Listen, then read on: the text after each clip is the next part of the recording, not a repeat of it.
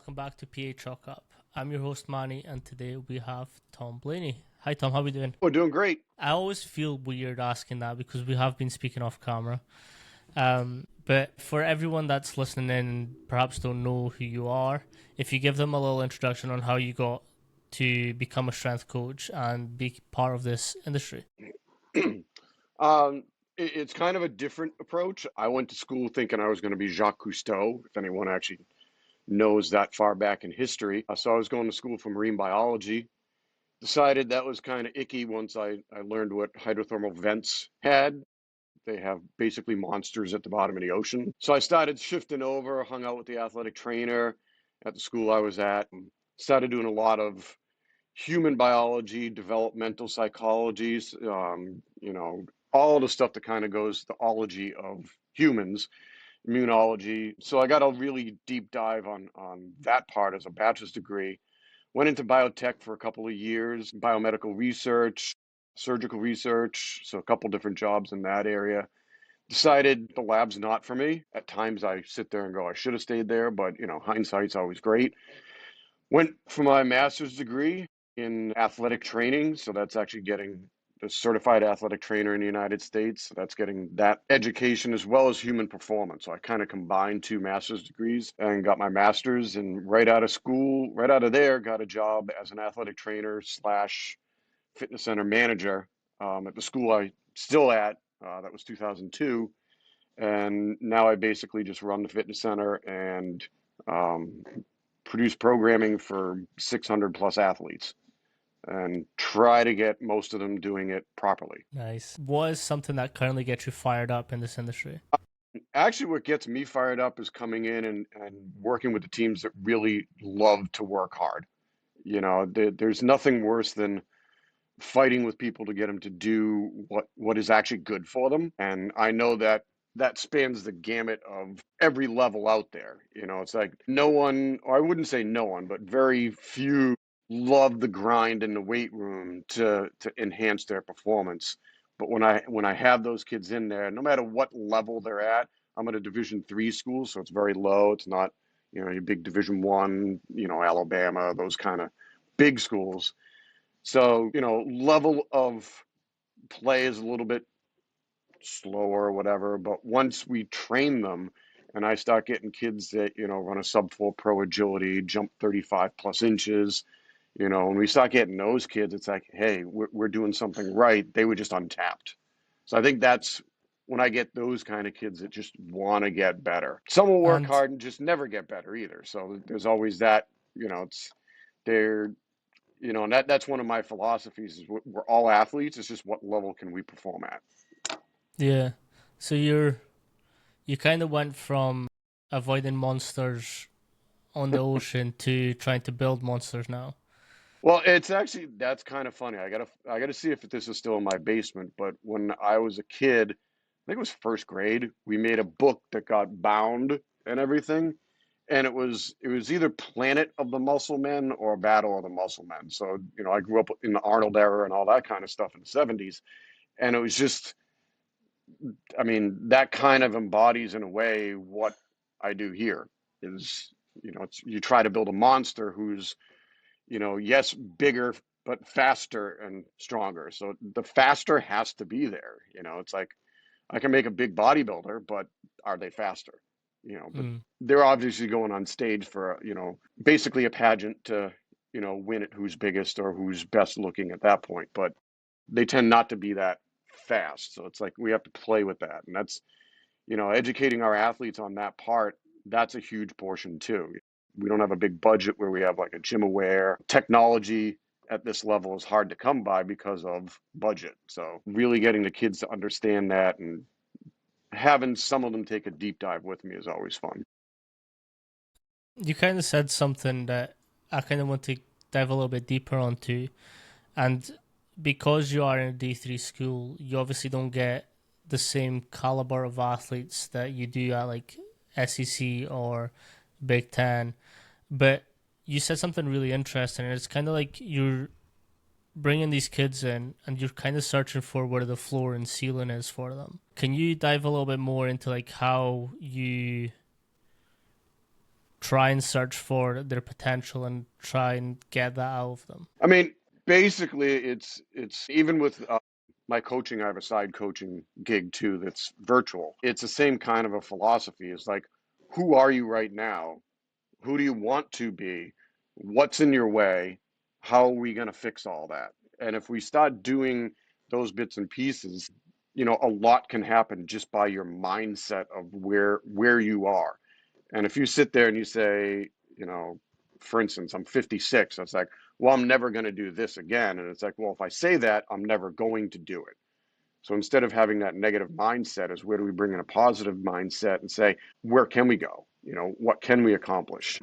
Even, the whole drinking thing sometimes it comes up, and, you have a kid that's like, oh, I want to max out a PR on Monday. And, they come in and they're shot. And it's like, well, what did you do Friday night? And they're like, well, I had a couple drinks with my girlfriend. It's like, that is not allowing you to be at your best today. It's 3 days ago. I get it, but that's not. What do you do Saturday night? Oh, well, we went out again. It's like, okay, that's bad. So, I mean, the training wise, that's the mindset portion of it. But the training wise is, are you mobile? Number one, because we can't build speed on immobility. If you're not mobile, and this isn't flexible to the point of like you're a yogi, but it's like, can you do basic body movements? Can you squat ass to the grass without weight on your back? If you can't, there's a lot of energy leaks going on. And you know, one of the crazy things, with me being Division III, and me having following with Boyd Epley and Will Kramer, asking them when I was kind of incorporating some of the programming from Nebraska in the '70s, how did you deal with imbalances? Like a kid can squat better one way than the other, or they slide their butt to one side or the other. And their point was, we didn't get, those kids weren't recruited. Hmm. We tested them out of our recruiting process. So that's where I think the if you want to call them lower level D3 schools, we may have to deal with that. But if you're a top 25 football team in D3, you may not need to do that. Your recruiting level is so high that an imbalance just doesn't happen on your team. So then what do we do there? And we get the kids. I mean, we got a couple transfers now with the NCAA portal. You can shift around all over the place, and we'll get a D1 or a high level D2 kid that comes down, and you just look at them. It's like they're built different. They literally are built different. Once in a while, we do recruit a kid that could be at that level, but doesn't want to work hard to be at that level. You Hmm. know, Is that something that you come across a lot with the Division III and how your programs are set up? You get a lot of people interested, but not necessarily doing the work. This is a quick shout out to our main sponsor on this channel, TeamBuildr. TeamBuildr is all-in-one platform that hosts programs, questionnaires, testing, anything that you may need for your athlete's performance. You can host it in TeamBuildr. TeamBuildr also now has two different sides, which is OS and Practice. For more information on TeamBuildr, check out the link in the description. And if you use code PAChalkup all together, you will get a 30-day free trial. Our next sponsor is Apex Cool Labs. Apex Cool Labs is a palm cooling device that helps you gain further performance by cooling and aids the recovery so you can perform more for longer. To check out what Apex Cool Labs have, there's a link in the description. I mean, not to bury myself in a statement, but yeah, I mean, quite simply, there is a difference between the levels, and it's even, sitting on the sideline with a former NFL player that my son went to school with his kids, and having mom or dad sitting there yelling at a kid on the football field, blah, blah, blah, blah, blah, blah, blah. And it's like, they're both like 5'1" and they're expecting their kid to play in the NFL. And it's like, well, yeah, that's not, the genetics just aren't there. And it's not saying that he shouldn't try his hardest, or she, if we're on a soccer field or a field hockey field, it's not to say they shouldn't, but it's be realistic with what you have and where you can get to. Now, can I take that 5 foot little, meatball or whatever and train him to be as fast as he possibly can? Yes, we can make him faster. We can't define that he's ever going to jump, 30 inches. That may never happen. 25 may be great for him, and what's wrong with that if he's being effective on the field at that point? So Yeah. it's not that they can't. It's they may have to work a little bit harder. Whereas you get the guy that walks in, jumps 30 inches, runs a 4.2 pro. We also do a 10-yard dash, and he's in the 1.6s or, creeping into the 1.5s. Our record right now is 1.54, I believe. You know, that kid doesn't have to work hard because he's going to play. So we end up with that quite a bit, that the kids that are better don't have to work as hard. Mm. But once they realize the level that we can bring them up to, then a lot of magic can happen. I mean, we had a guy come in who's a wide receiver, not great at catching the ball, so that's kind of a weakness. But in high school he could catch the ball. How tall is he? 6'2", weighing in around 180 in his freshman year. Had pretty good numbers, not great. Didn't tip the 30 inches yet. He was like a 27, so he had like this raw ability. But then we trained him over 4 years, and he played his senior year at a defensive end, tight end, and then fullback, first and goal. Because when you're 256 pounds and you have a 35, I think we got him 35-inch vertical, sub 4.2 pro agilities, and his 10-yard dash was like a very, very low 1.6. That's a fermentable. That's like a big force. It's gonna be very effective on the field. And when the coach comes in and says, "Hey, what are you going to do with this weight room hero?" I'm like, "This isn't a weight room hero. He doesn't squat the most. He doesn't clean the most. He doesn't bench the most. It's not about the weight room. It's a problem that you have an athlete and don't know what to do with him." And I've seen this coach multiple times, and that still resonates with him. That figure out what to do with that body on the field. Mm. Fine, he can't catch the ball.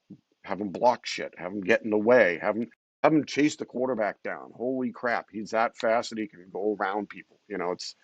It's figure out what to do with your athleticism that you have. I think that's a really good point, and it's matching the athlete to their skill set. I don't know if you've watched The Blind Side, but there's an amazing part of it where his protective instincts are off the hook, like they're unreal. So instead of playing like a position that he might not be good at, his stepmom at the time was like, "You're actually best suited for this position. Put him in that position," and then he made it to the NFL. And I think that's a brilliant point. Is like you need to know what your athletes are good at, and then exploit that from for them to go forward with their performance. You also kind of touched on the Vert Pro 10. I know we've previously spoke about this as well. Can you give us your insight on how to increase and how to develop this as kids go through your programs? Yeah, I mean, what was it? 2007 is when pretty sure it's 2007, met Boyd, and he was talking about this is the Epley index. If you go on Dasher, not to sell it, but it works really well. It basically looks at your body weight, your body mass, and Vert Pro 10. So how good you do in those. They did it over 20,000 people. Had the math people at Nebraska kind of figure out the algorithm in the background that kind of gives you a single score. Also gives you each score is basically how well do you move based off of your body weight. So if you gain a little bit of weight and you stay the same, you're a little more effective on the field, especially in something like football or a pitcher or something like that, very basic. So, I mean, that's where, Tom Newman and we kind of got with Boyd and tried to start up using this as basically a clearinghouse of athletes, trying to find the diamond in the rough kind of a thing instead of, it's always XYZ school that we go into because they tend to produce. Is there a kid out there, in an underrepresented area that's just lights out? If we train him a little bit, bang, it's going to happen. So we kind of did all that. Now the whole thing is, and I actually just did my lacrosse team, and it's very easy. Our best players score higher on that, whole thing. When we got a new coach at one point, not the coach we currently have in football, I've seen him multiple times since. He's moved on to bigger and better Division 1 school, and he's like, "You were such an arrogant bastard with just walking in and having all my players listed out, D backs, running backs, fullbacks, everything like spelled out, rank order." And he's like, "I just went, go by this, and you'll probably start winning." And he's like, "I didn't believe it at first, but then it just started showing up in practice." And I'm like, it does work. Number one and number two might flip. Like if you're doing kickoff, do you want the shifty guy at kickoff, or do you want the guy who can, run in open air, open green space, So you kind of have to look at that. But then once we come down to training, and it's actually very interesting when I talk to, or Tom and I did it with Boyd and Will Kramer. And it's like, how do you get these? What's the easiest way to get these three things up? Get them better, faster. And when it comes down to a very simple philosophy of vert, you can get better at squatting. You can box squat, you can whatever. Depth doesn't really matter for that. So, as a story, that's one of my soccer players came in and he's like, only my vert went up. I'm like, well, what'd you do over the summertime? And he's like, well, my trainer had me do box squats because you're so big on vert getting up. I'm like, right. But you ignored the other two abilities, which is squat deep to get your pro agility better. If you look at how fast a 4-2 or are fast as a 3-8-3, if you look at how fast and how deep that person is decelerating into each corner, um, you'll understand it. You need to be able to squat deep with some force. And then the last one is squat deep fast. So where does speed come from? Is moving, the whole thing of a meter per second for a squat. If we do that, then all of a sudden those three get better. And it works. Whenever I tell a kid, I'm like, it will work if you do the work. If you do the work and you don't get better, then that's on me. But if you Mm, do all the work that we tell you to do, you're generally going to get better. Otherwise, I need to shift things or figure out where's your energy gap, where's a problem that you're having that doesn't allow you to, hit a corner as fast as you can. I mean, when you see a 383 pro agility, anything sub 4-1 is you just like it literally just bing, bing, bing. It's when you're watching it, it's that fast. It's ridiculous. yeah. You've kind of touched it on a couple times, and it's this expectation of movement, quality, and range. And I know we've kind of spoke about this previously as well. How important is it to you to make sure that your athletes can move through full range of motion, and how do you sort of implement that within your programs? I mean, what I tell them, one of my big things when we have recruits coming in and over the summertime, if they want to get into the actual programming versus our what we call D group, or it's just the basic movement patterns, really teaching those and hammering it. So, for instance, squatting deep, able to touch the ground, rocking prayer squat, you're literally just rocking into a deep squat, and trying to get them to understand that one basic thing fixes a lot of things. Now, it doesn't fix your shoulders, it doesn't fix, you know, but all of a sudden your ankle mobility has to be good, your hip mobility has to be good, so once you get into that ability, things start to take off of them, and we have a group of freshmen that just came in, and they're all like da da da da, I know what to do, blah blah blah, and I remember one instance that happened. A couple of what little skinny wide receivers were like, I know what to do. I used to, in high school, blah blah blah, doing triceps or whatever. And I go, yeah, see those two guys over there? One's 260 pounds, one's 250 pounds. They're going to chase you around every single practice, and their ability is faster than you. That's a problem, that our defense is faster than you. But it's a problem for Mm, you, not for me.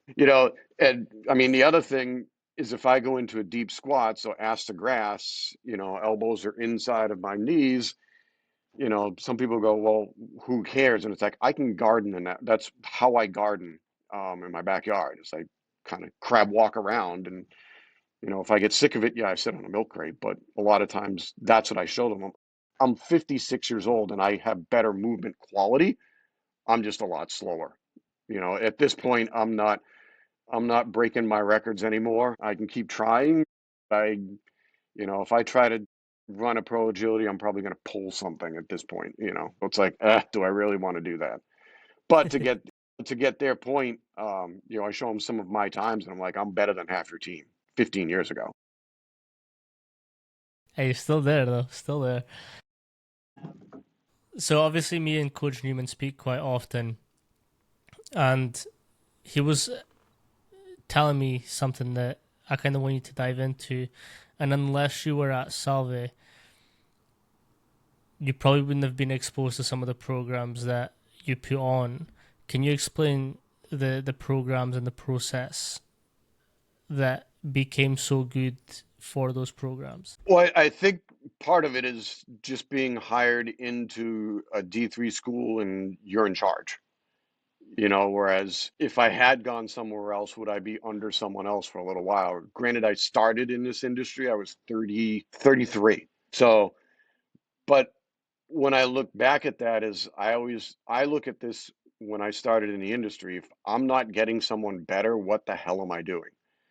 If and I have that philosophy across our coaching staff and everything, to some degree of like, if you're not winning more often than not, what are you doing? You know, and the analytical side of me, because I was labeled as an analytical chemist for a couple of years. Numbers matter. And when I first got here, I started compiling data on the kids that would test with me because there was some fight back, obviously, and there still is. But I was doing like chin up, this, that, I was doing a bunch of things, compiling it in a database, so starting to look at, all right, who did what better? Do they play? Do they not play? And lo and behold, a couple of years later, I bump into Boyd and he says, no, no, no, no, we already did all that. And I'm like, okay. So I took it and started playing with it. And it's like, because I mean, I was doing all stupid shit too. It's like a chin up. How does that go? Sit ups. Well, how does that go? Well, the military did it. So I was using all like fitness kind of things, even so far as, with agility, I was doing T drill, I was doing a hexagon drill, I was still doing a pro agility. And it's like, Tom, why are you repeating something that'll tell you the same thing? And I'm like, yep, that makes sense. Okay. So, you know, going down that road on my own was probably the best thing. The school paid for me to go to conferences. So, I mean, that's how I kind of got in with, different people than being a sous chef, which is what I tell people when they come work for me. It's like, be a sous chef for a little while. It's like, if you think something should be done different, go for it. But don't reinvent the wheel that works. If we're trying to pull another team in, because some of our teams leave our services because they don't like a TeamBuildr interface, or they don't like what I do, and they go over to Volt, and then all of a sudden they're like, well, we want to be back with you, or they were out on their own, and then they come back and it's like, wow, this is what you can do. And it's like, yeah, and I'm not right. It's just what we do works to that level. You can do it 4,000 other ways too. If you have the technology, sure, slap on a GymAware or whatever, Tendo unit, whatever device you want to do, a force plate, that'd be awesome. A perch made at MIT. We actually compete against MIT. It's great to measure all those metrics. I'm like, I don't have the time to be able to do that as a single person. So I just go move fast. Hear the bar go clank, clank. Hear Mm. the weights move on the bar. Once we get you strong enough, and that's always a great debate within strength and conditioning, is what is strong enough. And it's like, well, if you look at basic research, 2 times your body, 2 to 2.2, I think, times your body mass of a front squat saves a lot of low injury risk and also puts you in a place that you can do a lot more. Now, have I ever gotten to that number? I weigh about 185, 95 right now pounds. I've gotten there, but then I fall apart. So that's where I'm not at that level that I'm a great athlete. I'm okay, and I'm okay with that. And that's where a lot of our kids sit, you know, trying to tell them to, 150-pound guy. And that's where like Boyd's whole index kind of comes in handy. It's like the lighter guys down at the 150, 160 range, they don't have to move as much weight, just like your 300-pounder. Why have them move 700 pounds? Our record's 702. He finished playing football, but this last year we had Our highest was 605, I think, from a defensive lineman, sorry. And we never had him squat super heavy and slow. All the workouts leading up to that test that the team wanted to do. I use TeamBuildr. I don't need to test them in squat and bench. It tells me what their squat and bench is about. You know, that's good enough for me. But then he just got under the bar and he did 605 easy, and he's like, "Yeah, I'm not going heavier. I don't need to." Mm. And it's getting kids to actually understand, comprehend, and move with that. That all of a sudden they're like, "Oh," and then it's like on the field I feel so much better. So it's so it's something to always keep in the back of the mind is, are we just chasing a number of, yeah, I want someone to break the 702 squat? Well, there's actually a kid here that doesn't play football anymore that probably will. He's a sophomore. I think he just squatted 640 something. So Mm. he's on his way. He's got 2 more years. He's got the body for it. Started up a powerlifting club, so that's his sport. So he's gonna crush it. I quite like what you said, and I kind of want you to dive a little bit deeper onto it. And it's testing for what matters in their sport and how that can be then measured up or put KPIs on to make sure that they do keep progressing their abilities. And I can't remember if I said it to you, but it's this idea that national numbers for athletes in testing seasons are kind of just an average for what they should be at, but we kind of want to push them above what the national average is so that they can actually be better performers. I mean that's how do I put this? We have to like as it, and I always stick on this as an industry. It's like we have to have a metrics that says what we're doing is doing something. And I always take the viewpoint of I can build athleticism. I can't build a soccer player. I can't build this. I can't build that. I don't look at, you know, to be in the NFL, 4.2 is like super fast for pro agility. Now, granted, these people are bigger than most of my athletes, but you know, Tom and I actually trained a guy that went into the NFL, and we got all of his pro day numbers better. And I remember at one point, people like, "Why aren't you afraid of breaking $1 million potential athlete?" And it's like, what are we doing here then? It's not, we're not going Mm, to break him. It's like we're pushing him to his best. And yeah, at that level, the potential for injury goes up because you're just moving faster. And that's I think our baseball team is starting to realize that with a lot of work that they're doing or they have done in the past. But to play at the level of our conference right now, you obviously said you can't make mistakes. Every movement has to be laser focused. So what are we doing in the weight room to match that? It's like I'm not going to make a baseball player better at hitting the ball or throwing. That's the throwing coach. That's the batting coach. That's the pitching coach. But can I make him develop more power so that then he mm, can transfer that into the throw? Yes, and that's where I look at all the testing is it doing that?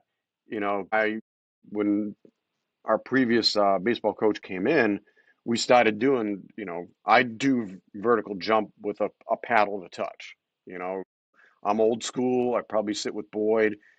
Tom Newman, he'll probably say, no, I'll get a force plate or whatever. But yeah, sorry, I'm old school. I like the reaching for an object. I think there's something to that. I could be wrong on 14,000 points. That's okay because it still works, but do we do broad jump? Do we do lateral hop for a pitcher? It's like, does it tell me the same thing that the guy that can lateral hop the most probably jumps the highest? So it's like, where do we whittle it down and stop testing 14,000 things so we can it at the peak levels? You know, is the training that we're doing with our pitchers, is it making their lateral hop better? Sure. That's transferred more into that position, but that's only that position. So it's kind of with a limited staff that I have, how many tests am I going to do? How many things am I going to track? It just becomes a problem. So mm, it's, I mean, I always go that route and I always tell recruits, even visiting, when they come in and they're potential recruits, it's like what we do in here is we build your athleticism. Your coach is in charge of making you a better soccer player, ice hockey player, whatever. I mean, even Like our record for the 10-yard dash is a 154, which is really, really fast. It's by a hockey player, and I remember when he did it, and it's like the start is literally, if you watch a hockey player on ice, they go chip, chip, chip, chip, chip. He did Hmm. it the whole distance. And he's like, so how are we going to make it better? And I'm like, I am not making you run linear. I'm like, you Mm. are a hockey player. You're a really fast hockey player. I'm not messing with that technique that works on the ice. Because if I do, what does that do to him on ice? Does that change how he chips and moves on ice? Well, that's not what that sport is, you know. But other sports, obviously, if I see that, usually soccer players tend to have a lot of lateral movement. It's like we try to get rid of that. Mm. Well, you were speaking about the jump and the boards and the force plates.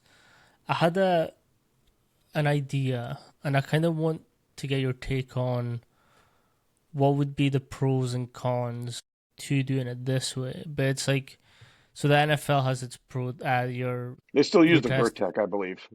Yeah, yeah, yeah. Yeah, yeah. But what would be the pros and cons of using, say, a force plate for your vert tests, where now you're getting more data on? Yes, you're still getting the height, but you're now also getting landing mechanics, and then you might see the stabilities or uninstabilities from it.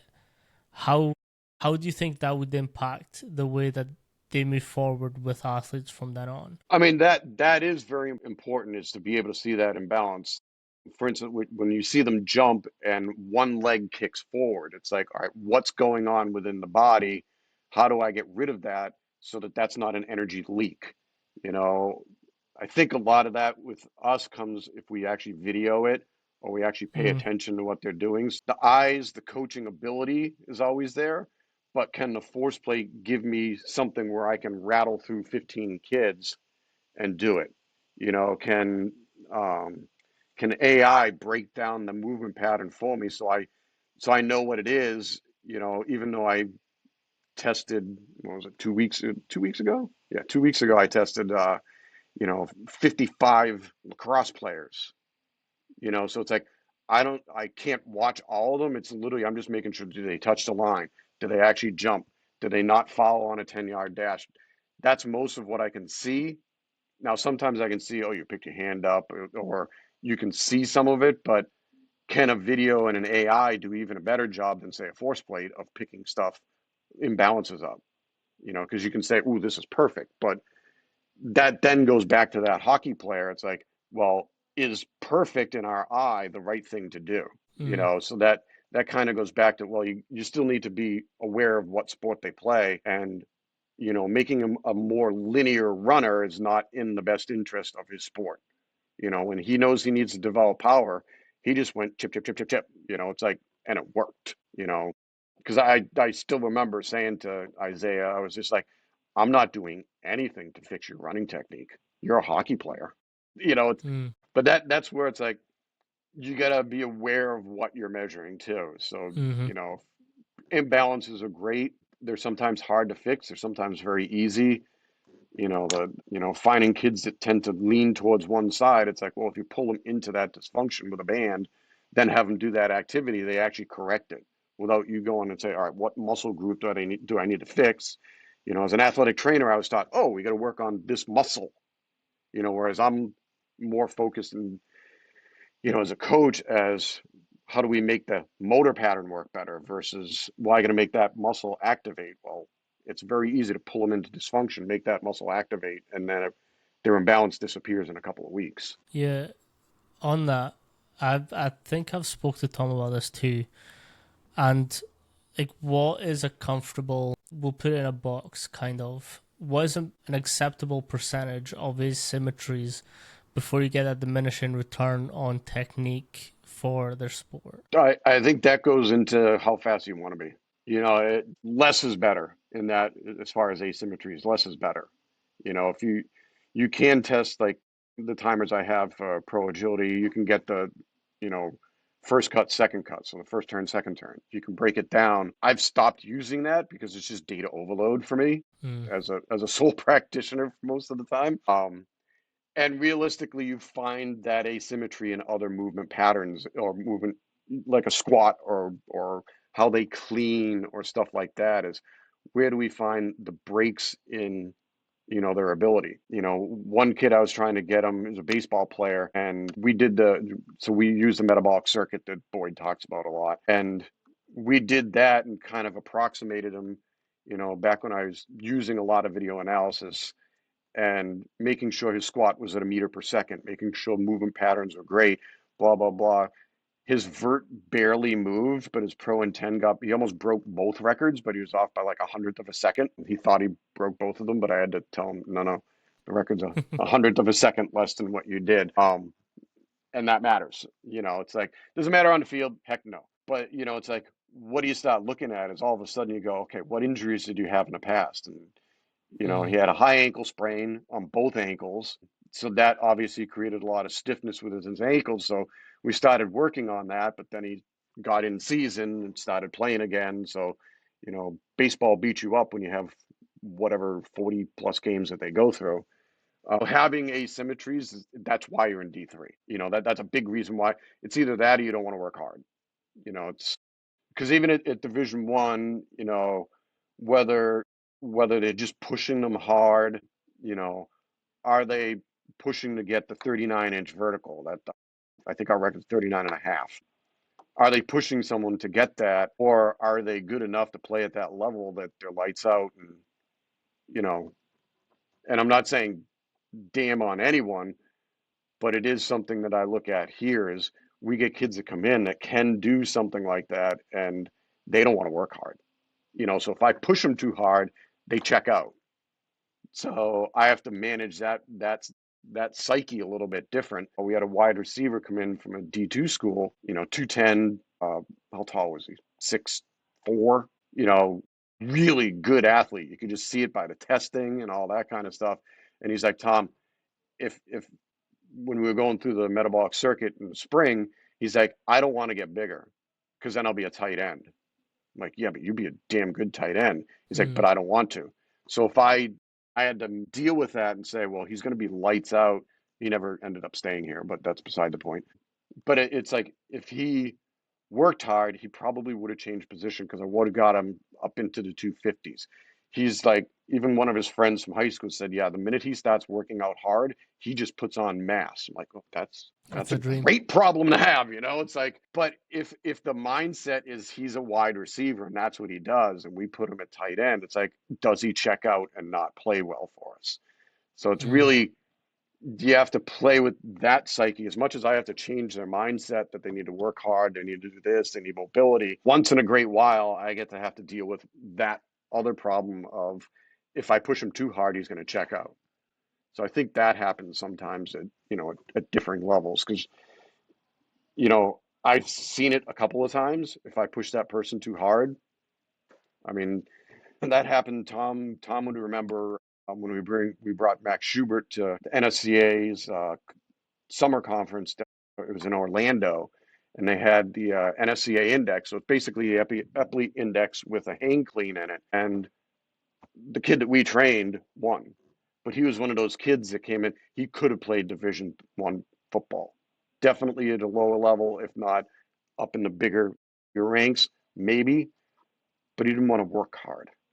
It's like if we pushed him too hard, it was, it's like, oh, and it's like, but we worked with that, and when all of a sudden he was going to be the limelight at a competition, there's six other people that did it, really good athletes from around the world, from different places around the world.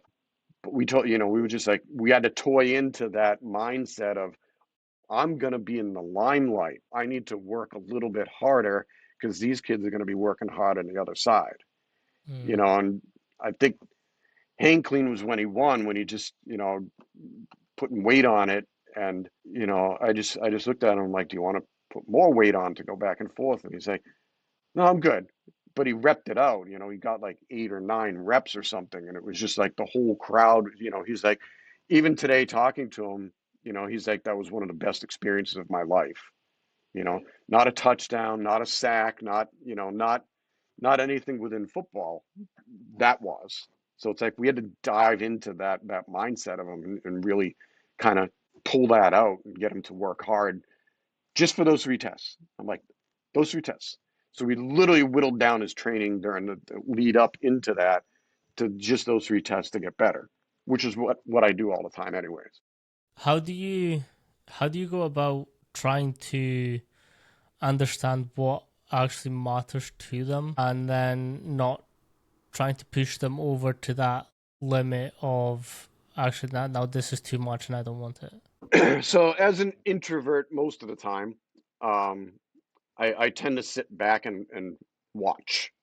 I'm not a screaming strength coach. I sit back and watch. I'm very reserved in that way. Once in a while, they'll piss me off, and I have to scream at them. But that's that's parenting right there. But I think even parenting comes into that. It's like, how do you get your child to not do bad behaviors, but do better behaviors? And 90% of it is listen to them, and work with them to see that they could be better. It's not necessarily push them to there, it's get them to want to be there. Mm. Perhaps in my early years, I always thought, you either want it or you don't. And it's like, well, that's not entirely true. It's, can I be their friend per se? Can I get within their head? Can I give them, a smidge of what they want? Like, lacrosse is down there. We're doing 3 days a week right now because they have the non-traditional season. And I took what they wanted to be doing during this time because they're playing lacrosse, and they said, "Hey, can we do this, and some of this, and a little of that?" And I'm like, "Yeah, as long as we're doing this, and this, it's going to Mm. get us here." And that creates a lot of buy-in. And I try to do that with every team. Football's the one I can sit there and say, "Shut the f up and do what I tell you to do, or don't play." Because back in the day when we were ranking a team out, and we were, if you didn't score 1,200, you didn't touch the field. If you were 1,500 or above, on the Epley index, then it's like you were one of our lights out players. That guy that weighed 260 pounds that I talked about earlier, he scored a 2009. And that's why the coach was like, great, you have and if you understand how this all works, is each of the tests, when you factor in weight, can score 1,000 points. So you could score Mm. 3,000. I don't think Boyd ever had someone score that high. And the ability to be at that higher level at a bigger weight in certain sports matters. Maybe for a soccer player playing at this level, it doesn't matter. But when you look at our lacrosse team and you go, oh, this kid plays, this kid plays, this kid plays, this kid plays, this kid plays, and they're all over 1,000. But then you have Mm. a 500 on the team, and one of the things that we figured out back in the day is, if you're two standard deviations out from the average of your team, you shouldn't be playing. If you're two standard deviations above, you should be at another level, you know. But we do have those that pops out. If you're two standard deviations below, even one standard deviation below, your risk of injury playing with people at this level and you're playing at this level, your risk of injury just goes up. And we've shown that time and time again that you get to a point where this kid's going to get injured within the first week of football practice. Lo and behold, there he is on the sideline. There he is in the training room.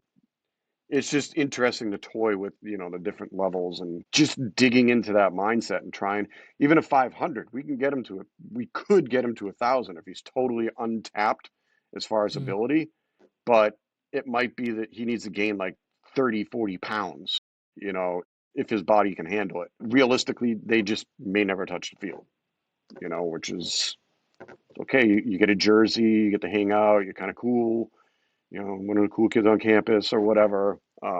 Why ever they continue doing it, I have no idea. But I will still give that person a lot of credit for still going in and trying to be better. If they don't try to be better, that's a different thing. Fine, stand over on that rack down in the corner. I may not see you as much. I'm not gonna, it's like if you don't want it, there's ways to hide from a single strength coach with 6 racks. Deal with a lot of peer education, so the seniors teach them. Love that because then they actually listen to them versus me. But having that different level on one individual team is, even if that kid will never play, I'll still give him the time of day if he's going to work hard. So it's, Yeah. I think when they see that, and even the better kids see that, I think you get more of a buy-in. And a lot of people talk about, get buy-in first. And it's like, well, yes, to a certain point. It's like I'm not going to do a bodybuilding workout to get, kids to buy in because, whoever on Instagram says you should be doing body group splits or something like that. It's like, meanwhile, I have like a couple of players, former players, doing something like Arnold Phase One or something like that. They're like, this is totally different than what you taught us. It's like, well, that's because you think you want to do a contest now. So we got to shift our thought process into the bodybuilding world. This is sort of a two-parter question. And you've mentioned testing and how sometimes at the you don't have the funds to get the best testing equipment. How important to you is coach's eye and how that sort of then influences your programming? I mean, your coaching ability is definitely part of it, but when you start talking about a pro agility or a 10-yard dash, accuracy matters. I mean, I found a way to buy timers. I still find a way to upgrade them. I literally need to upgrade them again. This will be my third set of timers, and they last a long time, as long as you take care of them. But doing a stopwatch in today's day, hell no. You can get an app on an iPad that can record it, and you can get pretty close with that. Much better than me sitting there with a stopwatch and starting and stopping it. It's like, Mm. especially at my age, I'm a little bit slower. Do I overreact? Do I underreact? I mean, remember one of the pitches back in the day was like a bunch of strength coaches or scouts or whatever lined up behind each other, all with a stopwatch, and it's like, this is the NFL. Why don't we do a timer? Why isn't there a laser timer there? There is now, but it's like, why is that being done at a a pro day? Why is that being done at a high school, you know, showcase? If you're at these things, they make a lot of money. They should be able to afford it. The average guy at, the high school like that my son went to, yeah, they can't afford it. So it's like, how do you deal with that at that level? It's all about making the kids feel better on the field at Mm. that point. So is that happening? I'll put this one out there. If you get their mobility in check so that they can mobilize, they have thoracic mobility while their hips are locked, especially for a baseball player. If you start going into all that, but I think that's all athleticism. Have them get stronger, but move the bar faster. They're gonna get faster. It's do you have to incorporate Olympic lifts? No, not really. Do you have to catch? I have a baseball player who's going to go minors. I actually have him doing everything but catching a clean because he's afraid of the risk for his shoulders and his wrist. And it's like, okay, fine, cool, but you're still going to pull a shit ton off a rack or from the Mm. ground. We're going to still do power movements, just we're not going to catch the bar because yeah, there is a learning curve to that, and if you don't want to learn it, um, why learn it? Is there an intangible, if I want to throw that word out? I've actually been told by some higher level strength coaches at times there are no intangibles in strength and conditioning. I'm like, well, that's bullshit, but that's okay. Is there something we just don't know how to measure that catching a clean for, say, a football player is deep is really effective? I don't know because I know a lot of programs. You could have 100 of us and we're all going to disagree. It's Mm-hmm. like there is that mentality.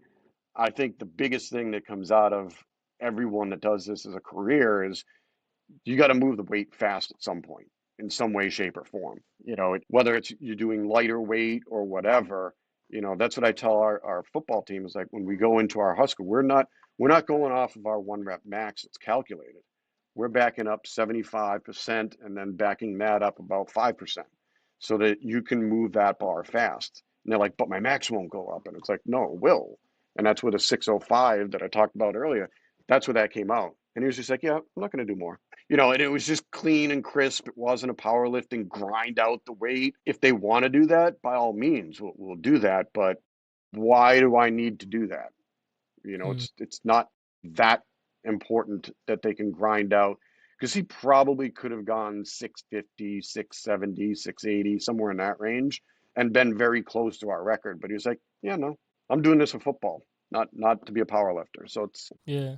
The second part to that question and point is obviously you've been in this industry for 20 plus years. You've collected so much data and you've kind of mentioned that you're Also, now at the point where you don't want to be overloaded by data and what it all does, what are you currently measuring and what trends are you usually looking into? Honestly, the only thing I measure is a vert pro 10. I mean, it works, so I don't look outside of it. Now, could I go into the realm of wearables? Sure. Could we do, um, I mean, just simply like TeamBuildr lets you look at, I think it does Apple Health and Google Health, so you can get any data off of a smartwatch if you wear a chest strap, but what are we doing with that? It's like, am I just collecting data to collect data? Because I don't have time to look at that. My time is spent better actually with the kids coaching them versus collecting more data. And I tell them that all the time. We can have a questionnaire that asks, what was your HRV? What's this? What's your resting heart rate? To kind of get a feel for how well they recovered. And it's like, yes, that matters. And it's interesting. I'm getting old, so I have stories for everything now. Drives my son nuts, drives our athletes. And Tom, you told us that before. It's like, oh, okay. Um, yep, I'm becoming my father. And as I always told Newman, when he gets to watch this is the mirror right here that you're looking into. You'll become me slowly but surely. But if we test all that data, what are we going to do with it? And I had a hockey player who, you know, trained with a coach over the summertime, doing heart rate recovery work. So they do, bouts of intense work and then let your heart rate recover, bouts of intense work, let your heart rate recover. So he comes into school. He did his chest strap. I think this was far enough back that Apple Watch and all that crap didn't exist. Whoop, whatever one you want to wear, they all do basically the same thing with the And same Whoop is garbage. inaccuracy. Yeah, Yep, Whoop is with the same garbage. inaccuracy. Yeah, yeah. You know, and I set up all their conditioning, and this is back. This is pre God. When was this? This is when our team was starting to build that did the NCAA championship in 2018. So it might have been 16 or whatever. He comes in and he's like, "Yeah, I did this with my coach, blah blah blah." And he's like, "We start the conditioning, and I was just doing 45 seconds on, 40 minute 30 off because that's the three shifts of hockey. Mm, I'm thinking for hockey, and we get to the point. And he's like, "My heart rate's not recovered yet." I'm like, "Are you going to tell that to your fucking coach?" mm, when you're on the ice. It's like we have to get game ready now. It's like you built up your anaerobic ability over the summertime. That's awesome. Now we have to get game ready. We have to sit back and say you're gonna be in a bad environment a lot of times playing hockey. We have to get you prepared for that versus oh no no no let's make the perfect you know what you scenario guys? to let you recover. I mean it's the testing becomes I mean does it become a problem? I forget what the suits names are that you can get, body temperature, blah, blah, you can get all kinds of metrics on them, how far they moved, the steps they took, as a body armor underneath pads or whatever. And it's like, what am I going to do with that data? You know, I first we need to buy the stuff or have the kid Mm, buy it. They're expensive, whatever. But what am I actually doing with the data? If you're doing and you're using it and you have the people to actually do the data breakdown, that's awesome. you know, Kudos to you to have the staff that can get that done and can get, premium training to your athletes. That's great. But when you don't have the funds to be able to do it, or if I spend the funds on that type of equipment, I also run both fitness centers here at Salve. So it's like if I spend all my money on athletic equipment, but I'm not fixing the equipment, I'm not buying more stability balls, I'm not buying, kind of the fitnessy kind of stuff that we still use, I'm trashing my budget. So it's like mm, I probably could buy a lot of it, but I have to worry about the other side of my job too. And collecting data is awesome, but literally, what do you do with it? And if you don't know what to do with it, either don't collect it or learn what the heck to do with it. If I get a force plate or if I get a perch, it's kind of cool. But even with the video analysis that's coming out now with AI, is what can it break down? How much does that cost me to do it? Can I get a kid to a better place quicker? You mm. know, so you have to kind of pick and choose what technology and data you're going to collect. And right now I'm a sole proprietor. We're still working on hiring for my assistant that just left. So, it's like I'm basically in the weight room with the kids, not being their best buddy, but it's like I'm here for you. I'm here to help you. And that's what gets me up in the morning. It's like being able to go in and do that versus collect more data.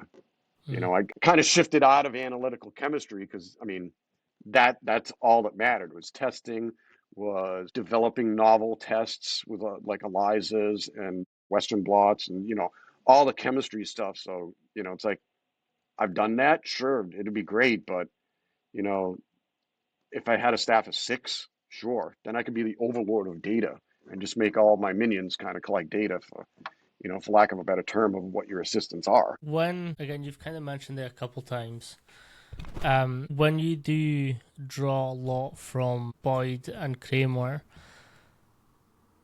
obviously that's kind of like the petri dish of S&C and how it started. How have you seen it from then to sort of now it develop over this 20 odd plus years? So simple things work. We don't need to complicate things, but simple things aren't sexy and don't solve programs. So if you're out in the industry and you're not, in an ivory castle or whatever you want to call where I work, I don't necessarily have to sell a sexy program. We can add stuff to it to make the athlete feel like they're a part of the program, but it's still making sure that they get what they need. So God, I almost forgot the question. So if it over time, yeah. I mean, I've seen a lot of things come, go, and come back now that I've been here long enough. Functional training is a great thing. It's like, well, everything's functional. You could make everything functional. It's like, why would we do a chin up for lacrosse? It's like, well, this pull is kind of for the stick is kind of a chin up. It's like, so you could make anything look functional and effective. You know, Another story is, sitting there at a local conference. Um, back, I used to sit in the front row all the time. And this guy, trainer, whatever, and I was new to the industry. He's up there and he's got his son standing on a stability ball swinging a golf club. And he's like, this work right here that I'm talking about, the kid's swinging a golf club. He's standing on a stability ball. It's a fucking circus act, but that's back when functional training was really big and we started making everything unstable and, everything was about not even, toying with different ways the muscle is going to work. And he's like, in the past 3 years, my son's added 25 yards to his swing. And I just go, didn't he age 3 years? So do you have a control to show me that the age effect of another kid just going out and swinging a damn club on the ground? When is he ever going to stand on an unstable surface? Yeah, one foot might be higher than the other, or you might be on a slant full. I mean, yeah, I get it, but we went way too far down that rabbit hole if we're having people stand on a stability ball, which is super dangerous for the average person. Mm-hmm. I think I've been able to do it once back in that timer. I was like, you know what? I'm going to learn how to do it. And it took me a little while, but yeah, sure, I can do it. I like the Bosu ball better. It's a little bit easier. But I think that like as technology has taken over, I don't want to say the basics have been forgotten, but in a way, kind of driving back to what are we collecting data for? Mm. You know, are we actually utilizing that to make the person better, or are we just checking off a box? And it's not saying that collecting more data is bad. It's definitely not. The more I think we can collect on someone, the better. Sure, HRV's good, resting heart rate, whatever else you want to get off of a Whoop or, my Apple Watch that I have. I have it so if I fall, my wife gets a call. That happened when I had open heart surgery, so that's a whole other story of my life. But what are you actually doing with it? Because there are days, I could wake up and I'm like, and you look at my HRV on the three different apps that I have looking at it, and each one says a slightly different thing. How the hell does that happen? Obviously, the algorithms that each one is using, Apple's is useless for the most part, but they all say that I'm on jet fuel or something like that. And then there's other days I can wake up on, I feel like I'm ready to, PR and whatever I do today, but my HRV is low. Does that mean I shouldn't train? Mm. And that's every time I've tried a new app to monitor this stuff, and it's like, well, you should be able to go this hard today, and it's like that's not happening. It's so I think a lot of it comes back to the basics is how does an athlete feel as well? Does Mm-hmm. that mean that, if we're conditioning like that hockey players, does that mean we go off of that data or we just keep pushing? It's like you have to ask, am I going to tell my coach, well, I don't feel that good. I'm not going to, I'm not going to play today. Yeah, okay. That's never been uttered by an athlete ever. You're going to find a way unless you're on death's bed, which yeah, your HRV is probably in the tank and your resting heart rate's probably up like 3, 4, 5 beats, you know, but sometimes it's wrong. Yes.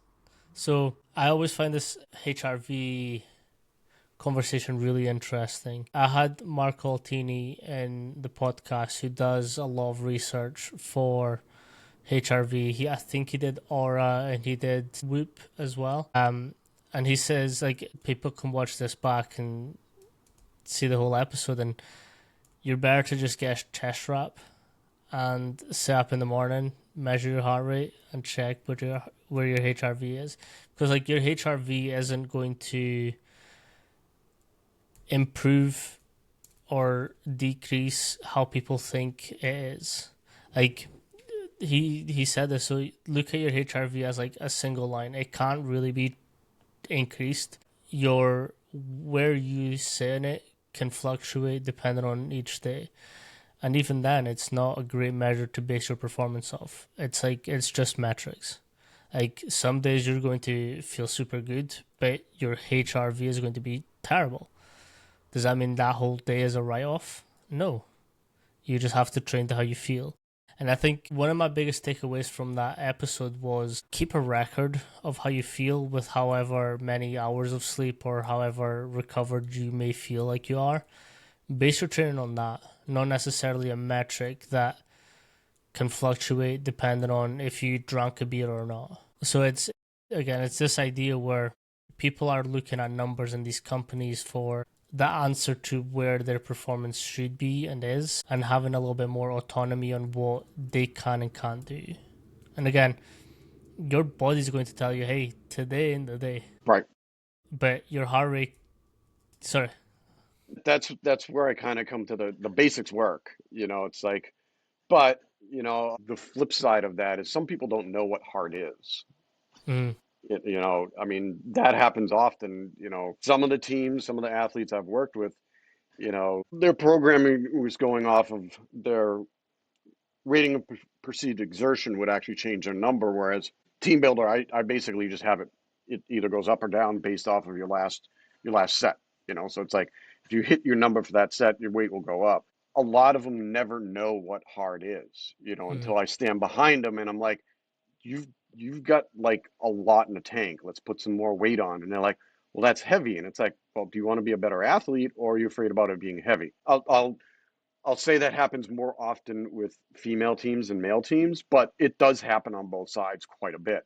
Some of my best teams lifting are, our women's volleyball team, our softball team, they're lights out. They're not afraid to put weight on the bar. But then working with others, it's like you can stand behind them and I'm like, did you think that was hard? They squatted 95 pounds, they weigh 130 pounds as a female or a guy, same thing. We have a couple lacrosse players that are that light. Like, did you think that was hard? Well, kinda. And I'm like, well, what's kinda? mm, I'm not sitting there, you need to, your eyes need to bleed a squat heavy, but it should be effort instead of you just went do do do do do, you know. Um, and part of that is a lot of them don't know how to move. I mean, it's only gotten worse the longer I've been in this, as far as people not being able to move, as far mm, as the degree of their inability. We still have kids that come in like move like lightning and all that kind of stuff. They're getting the strength and conditioning at other levels. So we are starting to see that a little bit more dependent on your sport. We could easily have a football team player come in, never worked out in their life, which is like, what? And you could have a field hockey player who's been to 5 different trainers who comes in and she moves like you just watch and it's like, wow, that's how to move. mm. So I just think how the changing industry is just kind of are we going and worrying about numbers, and it took me a little while to get out of, ooh, squat's important, bench is important. It's like, well, it's sort of, it's like, but am I chasing that number? Am I trying to, like you said, am I trying to chase an HRV versus, maybe if you're at the top levels, you're dialed in, it's like your water always comes from the same source. You get to bed at the same exact time. You wake up at the same, if everything is keyed in, I think of Tour de France people, something like that is like, you know, are your meals always prepared the same way? Are they from the same place? Do you always use the same ingredients when you make stuff? It's like, did you have Chinese food last night and your sodium load is so high that you're bloated? Well, your HRV can still be good, or is that Hmm. taxing your heart, making your resting heart rate be higher and your HRV be lower because now it's got to beat more often to actually, and more repetitively, so your HRV goes down. You know, all of that matters. And if you just watch that number, if that happens while you're going to a competition, what are you going to do? It's not that you don't do it. I remember way back, just looking at resting heart rate with a client virtually, and I was looking at all that on the app I use, and it's like it collects that data because he had his Apple Watch or whatever he was using. I think it was an Apple Watch at the time. And I go, like, be prepared for getting sick. And he's like, huh? I'm like, if you're dialed in the way you're telling me you are, your heart rate just went up 3 beats per minute Hmm. yesterday to today. I'm like, you're going to get sick. And he's like, literally that afternoon, he's like, dude, I feel terrible. And I'm like, okay, sure. I mean, the sign was there. Could it have been nothing? Sure, absolutely. But that's kind of like the data's there to use it, but you can't live, breathe, and die from it because Hmm. that could have been you had a beer last night. Your heart rate has to be high because you're dehydrated. So, two very good points that you've brought up, and one of them is, I think the willingness to put in effort is diminishing with younger people. I attribute that to COVID a little bit. When I was at UW with Coach Mac, I at the same time there was a coach called AJ Middleton, and he had this great concept on getting to the dark side of training, being comfortable in it, exploring it, and then being able to put that into action on game day. And it's kind of this concept of you need to experience that dark side to using games, because there is going to be teams and players that are going to be better than you, but they won't be able to outwork me. And like now that he's more in a high school setting, he can't say we'll take them to the dark side, but he can be like we'll take them to the deep end. Mm-hmm. And it's that thing where yes, they can be physically and skill level better than us, but they're not going to outwork us. Mm-hmm. That will not be possible. And I think that art is kind of being lost, and goes back to what you're saying with the efforts that people are putting in. Um, and then my second point is HRV and the sickness point that you've just brought up. And that's a very interesting point because on some Apple devices, I think you can actually get body temperatures as well. So if you're I think the newer ones, yeah. yeah, so when you're they're actually coming out with AirPods that can detect temperatures in year as well, which I'm actually kind of looking to see how that works. But it's this idea that we can actually dictate a percentage of what might happen based on these scores. And again, it goes into heart rate, HRV, body temperatures. If those all align, like how are you adapting their program, adapting what their week or month is looking like, depending on those scores? I mean, it's interesting what you brought up with the coaches when you're at UW. UW. So that's actually Vern Gambetta. I think his pyramid of athleticism, the bottom part of it, where most people sit. I think I'm in the second level now at my age, so I'm a little okay with being uncomfortable. It's like I'm slowing down at times. Then there's other days that I'm like, let's freaking go. But the top level looks forward to being uncomfortable. Is comfortable being uncomfortable, which is like that's a huge thing, and that's what we're working with our men's soccer team this year. New coach last year, so a lot of change in like the philosophy of everything. New conference, all that. It's a tougher conference, more competition, higher level of of play, and I I call it our Seahawk maker. Yeah, we got to bring out, it makes it ours, versus just, Mm-hmm. a blanket program. But we do, classic Tabata, and we have different types of, I call them gerbil powered cardio equipment in our basement weight room. So it's U powered. So you have a treadmill. What is it? S drive. So it's matrix stuff. An S drive, an S force, which is actually a strider. It actually has a huge range of motion. Then we have a fan bike, and we have Versa climbers, which are a horrible torture Horrible. device unto Yep. themselves. But then we simply run a classic Tabata: 20 seconds on, 10 seconds off, 8 rounds. Take 2 minutes rest, repeat. Take 2 minutes off, repeat. We switch around the equipment, and both their coach, we did it preseason. Both their coach and I were in the room, and it's like trying to keep them at, Tom will throw out the wattage power output, Mm-hmm. which is great, but keep the effort up. Keep the effort up. It's like we only have one machine that actually functionally works now, that measures the wattage output. One of the fan bikes. All the other ones don't have a computer on it, albeit very simple. But we're like, try to keep that wattage up, up, up. How hard can you go?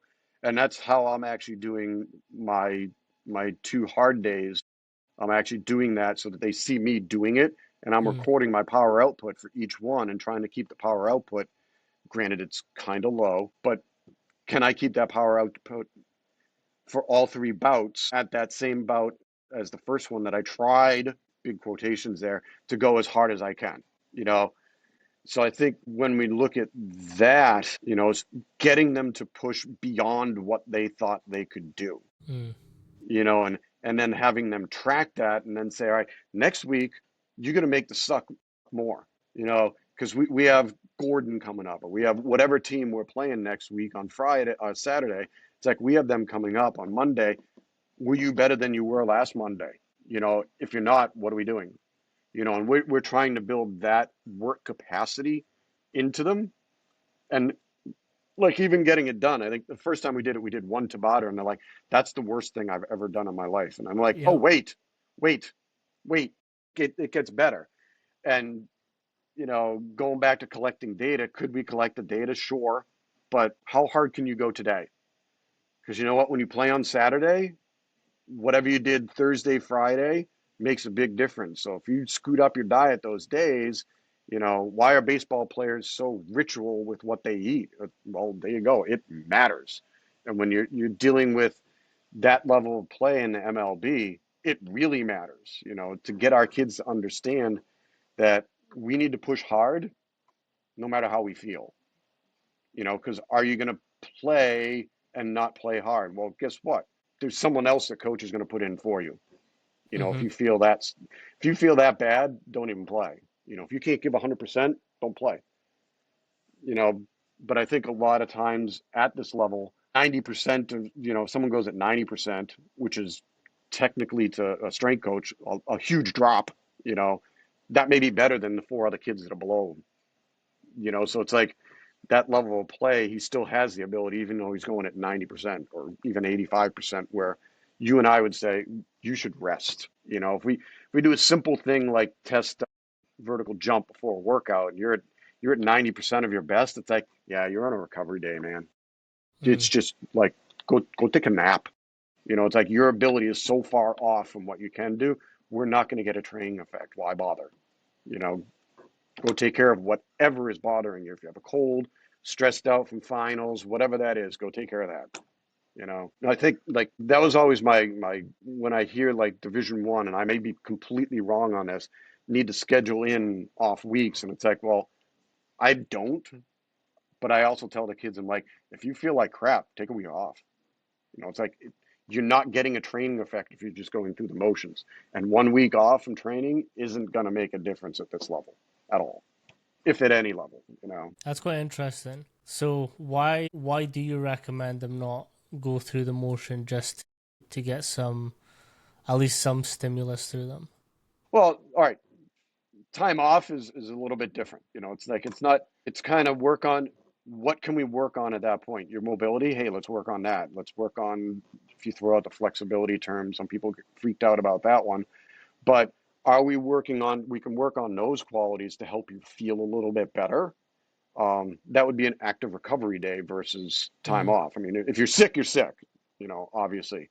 But if you're I think this is all part of Kramer's is it functional nonlinear periodization? I think Yeah, that's Tom with put, the. yeah, Tom put me into that. So if you look at their power output, I mean, it's one measure you can use. You could probably find 4,000 others. Can we start saying, yeah, I have the book somewhere too. But yes, that's actually, yep, that's the other, that comes into that one too. But if you can do this, and obviously this is another one where I don't have the time or the resources to actually physically do it. This is where a force plate would come in very handy. Absolutely. Can I do a vertical jump? Simple power output, because what's the first thing that goes when you don't feel good? Power. If you're injured, power. You know, Strength doesn't necessarily disappear that quickly, but power disappears overtrained. I mean, I did this with our lacrosse team at one point preseason to show our coach what he was doing was wrong. And it's like he'd have him in. So I live in the Northeast, so it's cold when they start their season, and so we had him in the gymnasium downstairs, which is it gets warm, and he'd have them in full sweatpants, their pads and everything. They're just gushing out water and whatever, sweating like you could tell they just couldn't do it. So I'm like, hey, let's try this funky new thing I learned. And this was before I learned about functional nonlinear. So I'm like, let's just take their vertical jump and see what happens. If they go below 95%, you need to stop and assess what you're doing. If they go below 90%, they're not practicing. And he's like, literally within 2 days of doing that, and I had the kids come in. I had the time at the time to test them all, and it's like all of a sudden it started dropping, and I'm like, you're doing something wrong during practice. And I'm like, take sweatpants off, take this off, take the helmets off, then we can start practicing. Literally, we did that the next day, their verts are back up. So we were overtraining them in going into preseason. Now, is that a wrong thing to do? Maybe not. But if you're killing them day one, day two, just to get them in better shape, are you doing that effectively, or are you just slamming them just for the sake of Mhm. slamming them? Yes, they're going to play at that level. So at some point they have to be able to do it. But are we doing the best training we can given the resources we have? And that it's just a very easy way to kind of test that out. And then, like even if you go into the whole functional nonlinear, you could have different workouts for different days. And an Mhm. active recovery day doesn't mean a day off. Like I always tell the kids, I don't program a day off. You could always work on mobility. You could always, work on some other quality that doesn't require a ton of effort. It's, for the kids that can't squat, it's like, are you functionally working to get your ability to squat better? It's a very basic thing, but you could have the workout. Oh, today you're tipping 98 or better of your best vert. It's like this is a power day. You're a little bit lower than that. All right, this is a basic strength day because you're not going to move that fast. Mm. Your nervous system just isn't ready to give you that twitchy jump. And you know, again, it's a very easy way to do it. Could you do it with a force plate and scream through more players? Absolutely. But I will tell you one thing: they will figure out a way to cheat any system. Yes, They're that's very what good athletes at are it. good So at. yeah, so it's you have to teach them that if you use a force plate, okay, don't tuck your knees and get more flight time. I mean, granted that's an easy thing to coach and watch, but if you're the N of one and you're trying to get 30 players through so they can lift, you're probably not watching all of them Mhm. because you're trying to have the other group that you're working with that's finishing up. So you're over there doing that, and you're hoping that they can do a good job over there. So, I mean, you just have to teach them this is important for you to get better, instead Yeah. of how can I, because I had kids with the pro agility, they try to get their hand through the beam. And it's like, Mhm. we literally did it in the dark so they could learn where the beam is. And they were like, this is useless. I get it 1 out of 20 times. I'm like, yeah, you got to time this to a millisecond, dude. That's what you're trying to do. And the human mind can't do that. It's like you just got to accept that your body's going to be what goes through the beam. Then they got dual beam. So the first one we had was a single beam. Then we get dual beam. So it's looking for the biggest thing. So it's Mm. not looking for a hand to go through. It's waiting for your body to come through. So that got rid of the cheating on something like that, which made What things what device are much you better. using for your lasers? For God, at first they were Boyd's Epic Timer. I think they're all built by the same guy out in Nebraska. I don't even know the name of them right now. That's all good. But I mean, I am looking. They're literally like even talking. I think the guy who owns Dasher, I yeah, I think he's the guy that because I was talking to him and I was like, I think I sent him a picture. And he's like, yeah, those are ones I probably made in my basement. I was like, but it still freaking works. So it's like, Yeah. and he's obviously they're better timers, more Hmm. updated. God, they're gonna be at least 10 years old. You've kind of Yeah. mentioned this before, and I kind of want to go back to it. What is the Husker, and what's the importance of 1 meter per second? So you just use the Tom Newman term for it. If you talk to Boyd, it's the metabolic circuit. There's really weird history with that that term as well. But there's a lot of if you just look up the metabolic circuit, you're going to find a bunch of different iterations of it out there. Different people doing it. Some people talk about it. I don't have a blog. I don't do all that. I mean, I started to, and then I forget to do it. But the basic crux of that is so they had the death circuit that Nebraska ran with their football program, and I guess Will Kramer kind of got a hold of it and did some testing and blah blah blah. And what came out of it was basically the 1 minute rest portion of it. So when you look at what we do, and we've had different versions of it. At one point, I had all of my fitness. So I'm in our upstairs fitness center right now, because it's quiet and I won't get interrupted. So you had leg extension, leg curl. That was part of it at one point. And Husker Power, there you go. Um, so that is where it kind of comes from, yes. So what we've built in and what I've gotten it kind of tailored down because we used to do it exactly how Boyd had it written in complete conditioning for football, I think. Or when I worked with him back when the Fly Solo program was a thing, and I was going around, I did a couple of seminars at high schools for coaches to kind of learn that his basic 12-week method, which we use the foundation of, but it's you got to do it with what equipment you have, and that's one of the big things I always teach people. But what we do, so it's the uh, the metabolic circuit is based off of 3 sets of 10 of 9 exercises on a timer. So the basic thing is you set a timer for a minute 20. If you want your squat number to be bigger, this is the kind of thing I've toyed with and found. If you want your squat number to be bigger, you have to give them a minute rest so that they can do the heavier weight. Versus, can I get them to do a squat, so 10 reps in 20 seconds, so that if you look at that, that kind of approximates you move the bar about a meter. So you could go a meter, meter point two, point nine, point eight, depending on their height. But for that person, they're moving it fast. That's what we shifted towards, is getting it done quicker. But we still run the minute 20. It also works better when you have a bunch of knuckleheads in the weight room that, Hmm. we used to do little timers that went beep, beep, beep, beep, and you'd have beep beeps going all over the place. I just recorded my voice in GarageBand Okay. and, basically said, go set one. And, my athletes have nightmares over it. When Tom was at Yale, he used it. I think they used it down in Florida State or someplace else at one point when we were talking to them. But it's just a timer that just goes, 30, counting down 20, 10, 5, 4, 3, 2, 1, go set one, go set two, go set three. You just replicate it very easily on GarageBand, save it as an MP3, and then play it over and over and over and over again.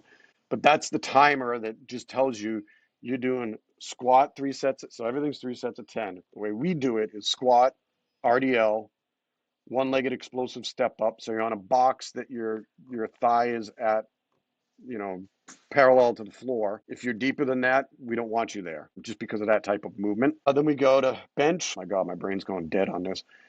Lat pull down, push press, seated row, tricep extension, and a cheating bicep curl. What we, you're basically reverse you're reverse cleaning it in a certain way. You're using your lower body, a lot of this stuff. It's not about a proper, perfect, barbell curl where you're just standing and curling. We're looking at performance enhancement, not necessarily Technique enhancement. technique enhancement. Like the kid was actually asking me, why do we do push press, throwing it versus a military that I'm using in high school? And I'm like, well, you can military press, that's awesome, but are you going to move slow ever playing your sport? And that's sometimes I get the aha moment for kids when I do that. Some people will come by and go, "Oh my God, look at that! That lat pull down doesn't look like a lat pull down." It's like, well, I'm not looking to enhance your lats as a bodybuilder. I'm looking at, can you pull weight? Can you Mm-hmm. row? It's a little bit of a cheat, yeah. And my philosophy with that is, can you handle more weight that way? So that becomes important too. Kind of this back and forth of, we're not looking for your lat pull down to look like you're flat out pulling this way. You're still using your lats to do it, but we're using the body to kind of help pull a little bit more, help pull a little bit more. Same with the seated row. The cool thing, so when you go through that, you're done in 37 minutes. If you try it, I'll give the warning. I had to learn the warning thanks to the Boyd and Kramer. You will overheat. If you're going based off of your max, very close to what that's 75% what you can do for 10 reps. If you're close to that, you're going to overheat very, very quickly. And having a cooling station is important. Mm. If you don't, and even if you do have cooling stations, so they used to be kitty litter buckets, but now I just have old coolers from athletic training with ice and water in it with towels. So they can wipe themselves off and everything. Yes, we end up with puddles all over the weight room a little bit, but we constantly managing to keep it on the one of the carpets we have. If you don't, you're probably going to purge something, whether Yeah. that's just bile or whatever you last drank or ate. But I also have the rule with the kids that I send out within the workout. It's like, don't have anything solid 2 hours before. Don't have liquids. You don't need pre-workout. You're probably going to get a headache from it. We found that with many, many kids. They're like, why do I have a headache? I had to put a Band-Aid on a kid's head so he'd ignore the headache. And then I'm like, dude, are you still using pre-workout? He's like, of course. I'm like, stop. Comes in the next time he did it, didn't get a headache. Like the Band-Aid helped his headache just because we thought we were doing something. The placebo effect, that's awesome. Mm-hmm. Definitely utilize that whenever you can. So going through this workout, we've put, I think, the highest in one round of it. So we do it for 4 weeks, twice a week. And we also do clean works on other days. So we usually do that circuit on Tuesday, Friday. And then we do like a heavy clean day, Monday, light clean day, mobility kind of work on Thursday with the days off, but active recovery days. 4 weeks, the largest gain that I think we've seen is 20 pounds, give or take. Double digit weight gain is very easy. Uh, People don't believe this. I think it's just because they don't want to believe it. We put, for a bodybuilder that we worked with, Tom will remember this, we put his year expectation of mass gain for his next cycle of competition on and for it was 6 weeks because he actually injured himself doing stuff that we told him not to do. After like the first time doing it, he's like, I'm going to shrug 1,000 pounds. And it's like, nothing that loads your spine. We told him nothing. You can do whatever, whatever, whatever. You should be so exhausted that you don't want to. And that's what I tell our kids. I'm like, if you want more after this, you didn't go hard enough. So it literally, like you had brought the dark side up, it's like it brings them to that dark side. And I've done it. Tom has crushed me in it. I mean, I've push pressed 185 pounds, weighing 185 pounds, but I was a puddle afterwards.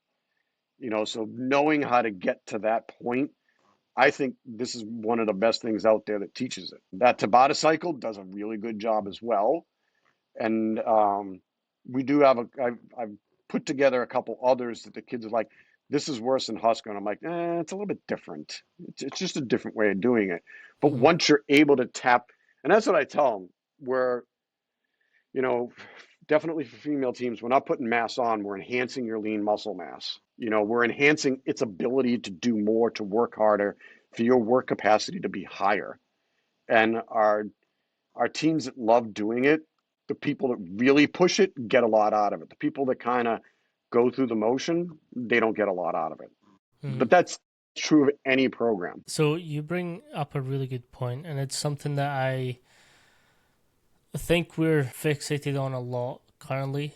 And it's what the research says, what the textbook says, in contrast to what actually works. And it's Great. You're this gonna idea that you can't condition and build muscle at the same time, which obviously to what you're just describing, you most certainly can do both at the same time. Yeah, that's. I knew you were gonna bring me into this one to get me in trouble with researchers. Realize Hey, I hey, was one. Okay, Tom. I First off, I have the same issue as you. I go I after know. them all the time. Yeah, we talked about it. I mean, keep in mind, I was raised in doing, scientific research, so I understand it. There is a huge value to it, but I'll damn this one. Why is my baseball team under other programming doing a mid-thigh pull? Because I think it was Stone, I believe, Hmm. et al.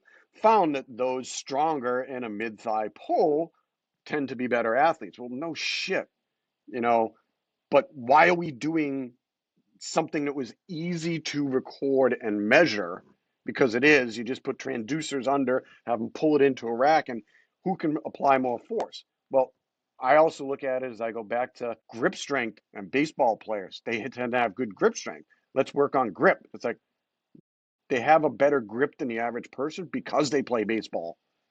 It's kind of looking at it and saying, whoa, wait a minute. It's like the research may say this in a very sterile environment of the program. And that's as a master's candidate, that was I didn't have to do research. The school doesn't really do research.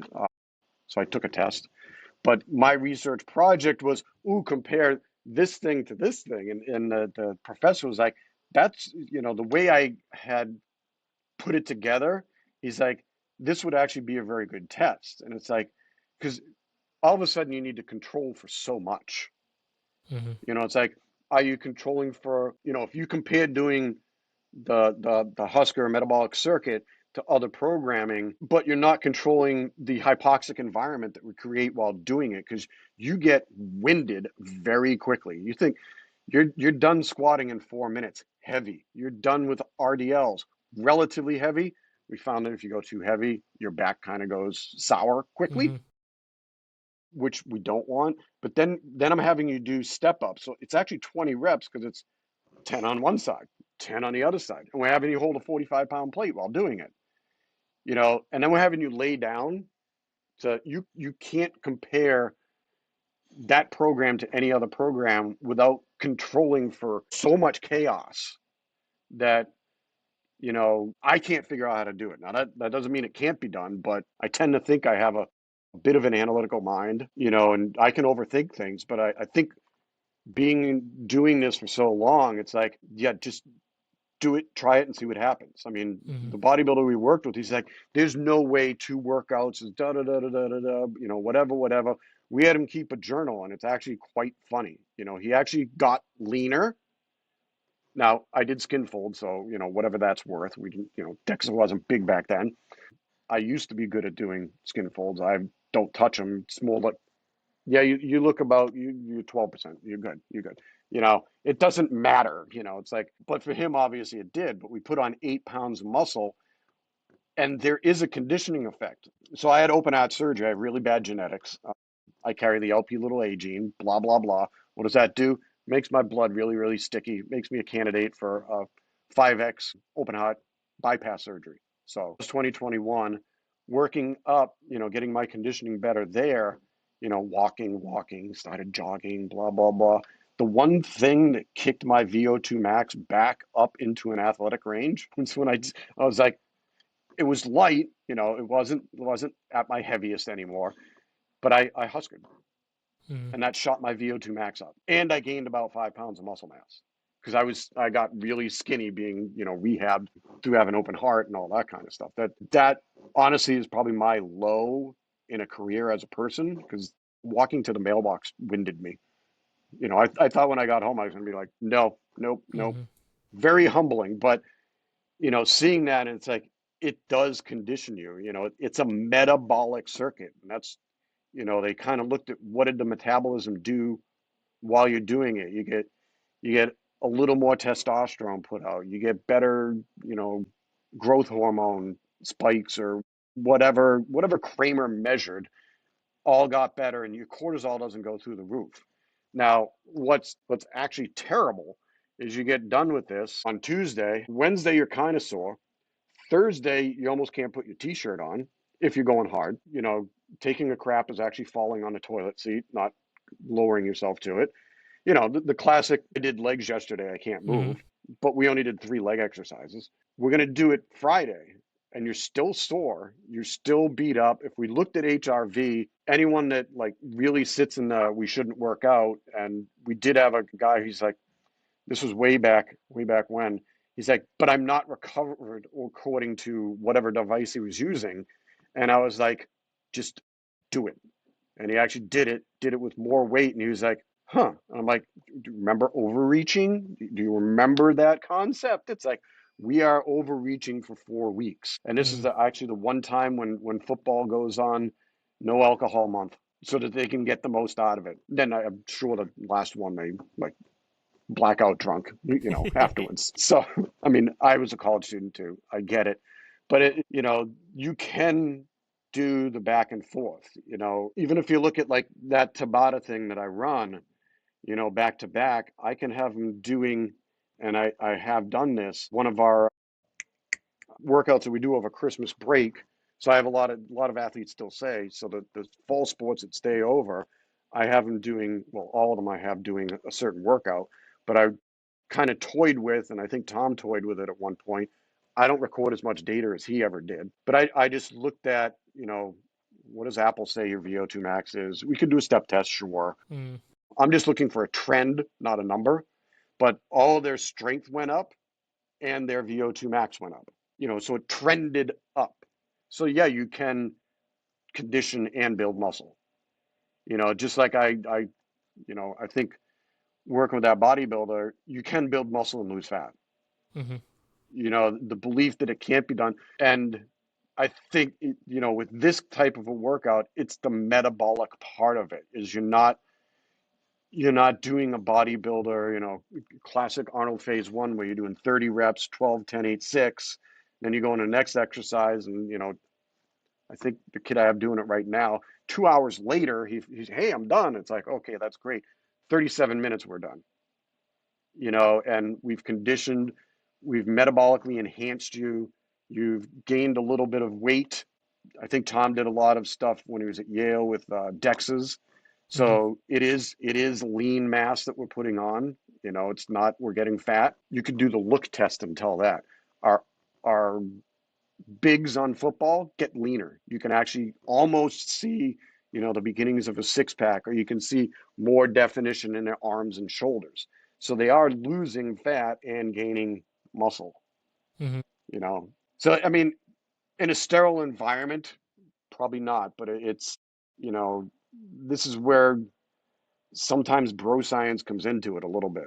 It's like, at first I think I didn't believe bro science or whatever, but when you start looking at some of the old stuff being done, and, even with me just saying, hey, get your squat done in 20 seconds, that's completely, bro science. It's me just going, well, let's see what happens, Yeah. and you go and do it, and all of a sudden you do this phase where they put on, and I obviously have data for a bunch of different teams on this pre-Husker, post-Husker, their weight goes up, their vert goes up, their pro goes down, their 10 goes down.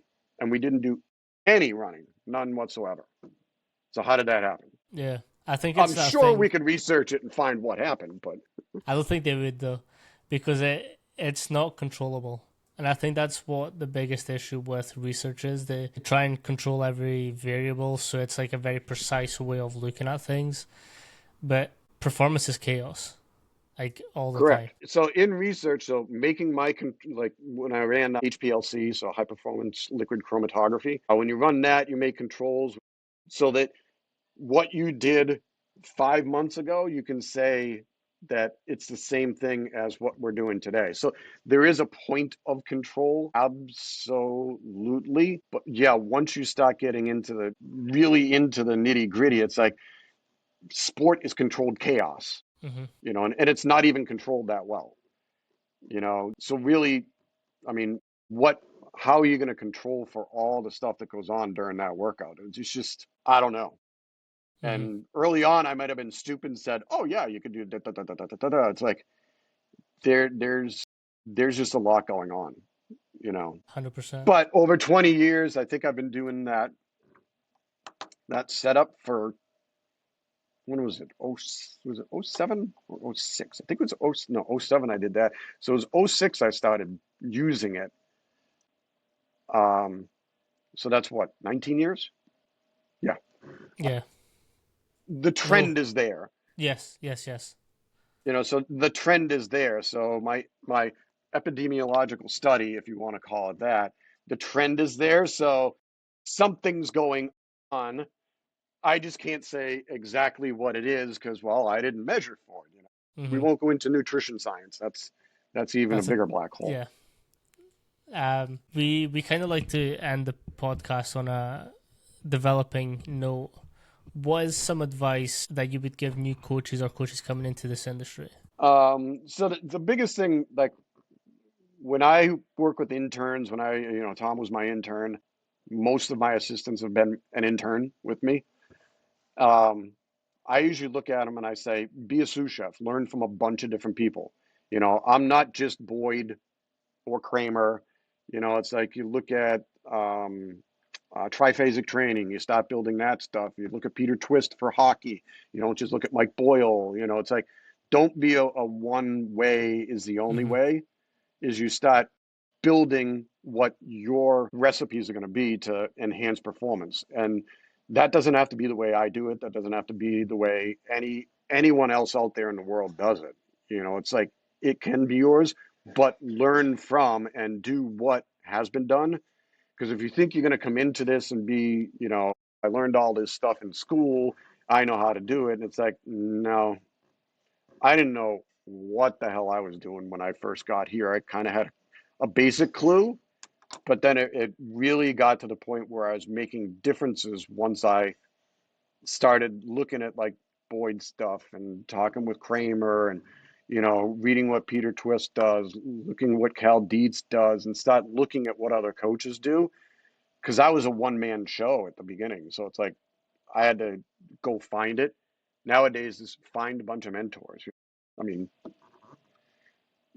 Tom will remember Yahoo groups. I used to go crazy on this one guy on a Yahoo group. I forget his name right at this moment, but it was just so much misinformation. But you got to find a bunch of people that you can understand and does their concept make sense. Certain things that come out of the industry, I'll throw this one out there to piss off the Mike Boyle people. Death of the back squat. Sure, you don't need the back squat, but he does back squat because he knows when they go other places they're going to back squat. But the reasoning that I was explained by him or other of his trainers doesn't make sense to me, that you wouldn't do that movement. It's like, yes, it is back intensive. Well, playing a sport is back intensive.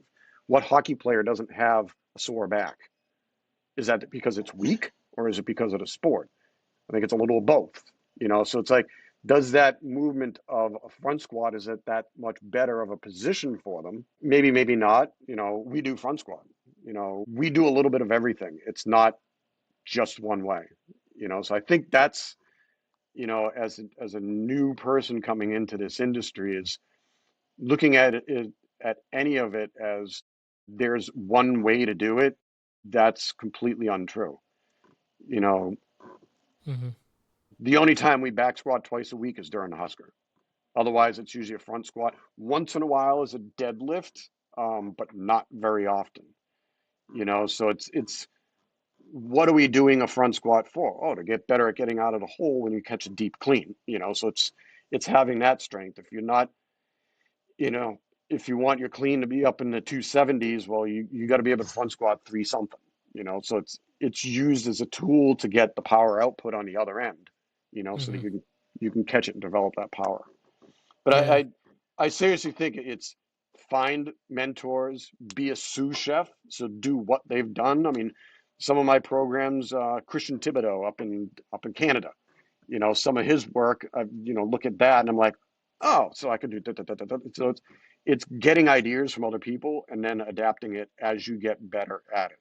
At first you're going to do, as a newbie, you're going to, 3 sets of 10 is the only way to build muscle. And it's like, well, no, that's not entirely true, but it gets you there faster, a little bit. Or, being stuck in the newest, greatest thing. Mm. Once you've been in this for about 10 years, you start realizing the newest, greatest thing is old.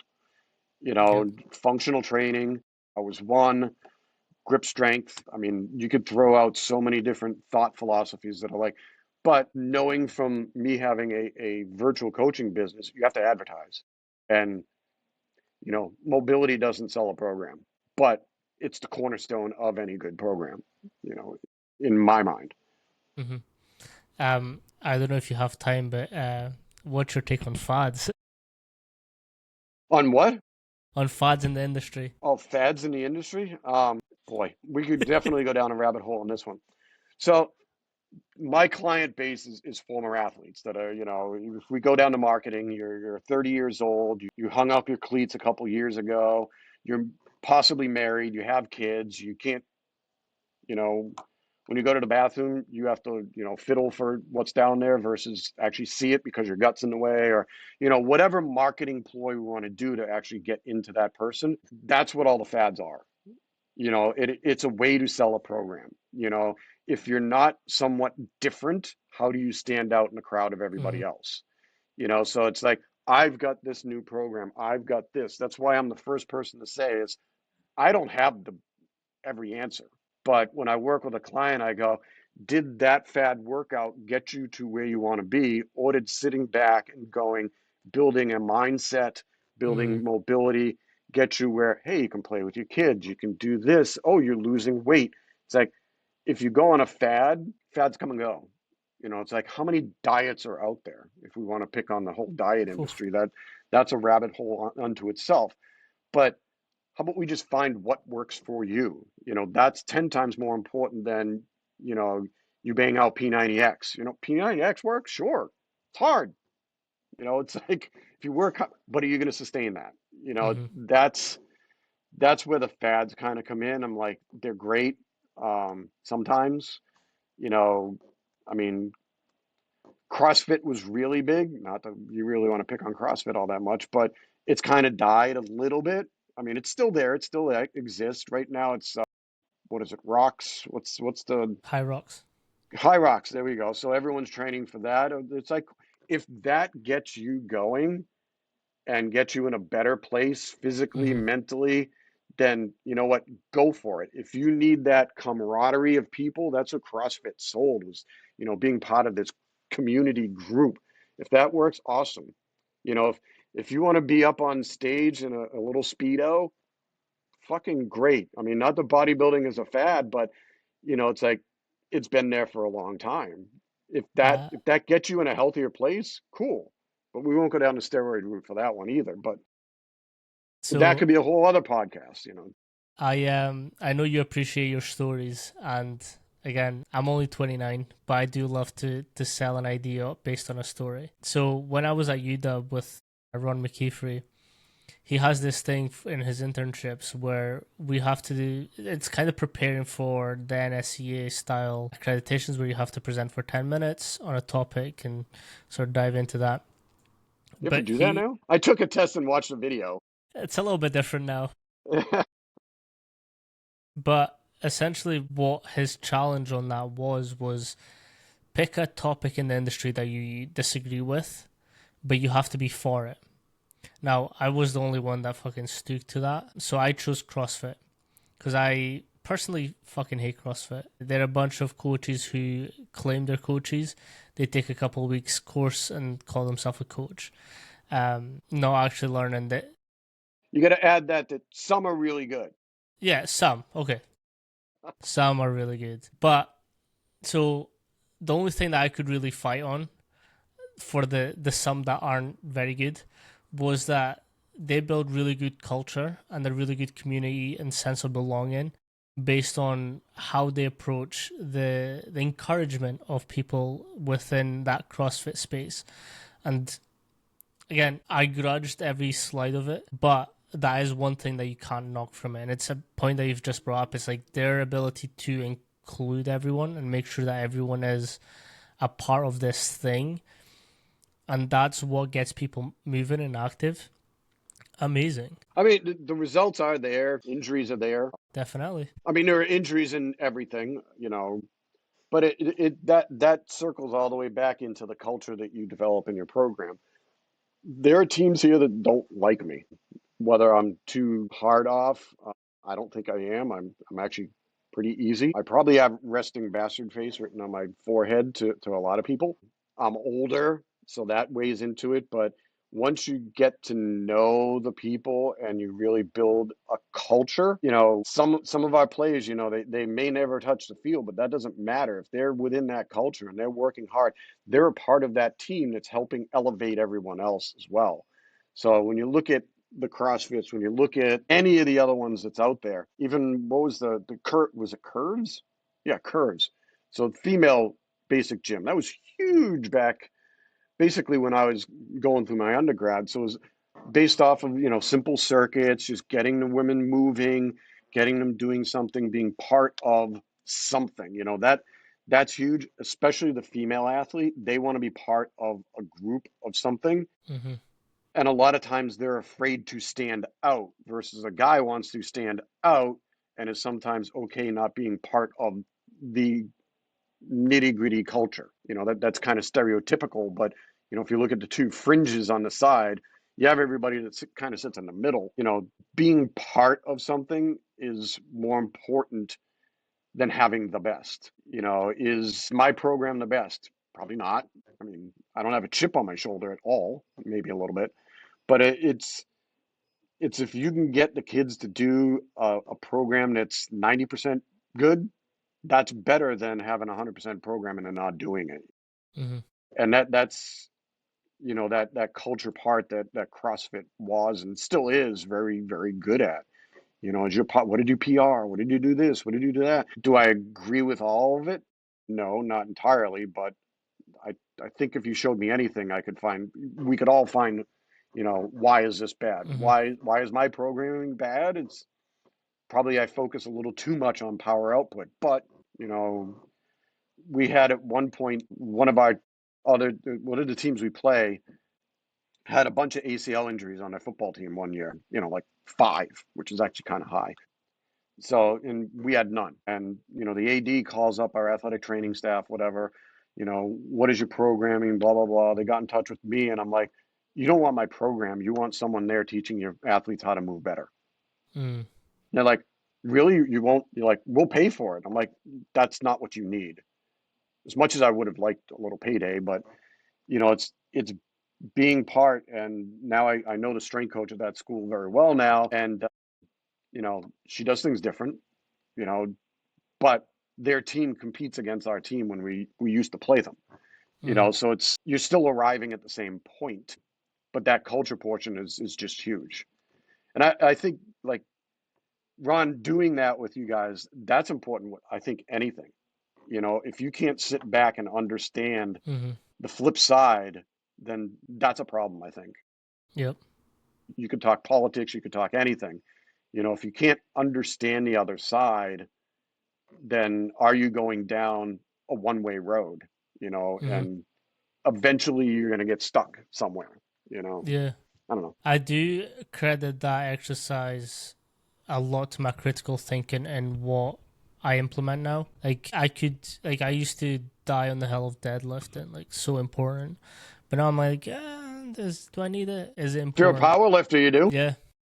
So it's kind of this thing where like don't die on the hills that you don't know why they were originated from, and maybe you don't understand the concept from it fully. So like try and understand and then make an informed decision. Right. I mean, that's what research should always Mm-hmm. be. But I do know, like, as I went into it, when I first did it, I was like doing everything as an analytical chemist. It's like this test, this test, this test, supporting other researchers doing their research. Then it kind of came when I was going to grad school, I was working basically with canned, uh, basically yeast, right? Very bad infection to get. it's hard to give it to rats, but I was so down into that realm that I knew everything about that one thing. That doesn't mean I forgot everything else, but I narrowed my view so Mm. much. Does that now mean, well, like for your point is like, I only know deadlift. It's like, well, that's awesome, but does that limit the ability of your athletes on the outside?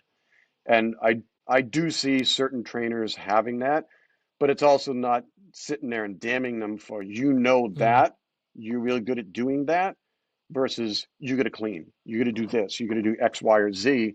But they know that very well, and if they're getting the results off of that, you know what? Don't break something that's working. Don't Yep. mess with it. You know. Yeah.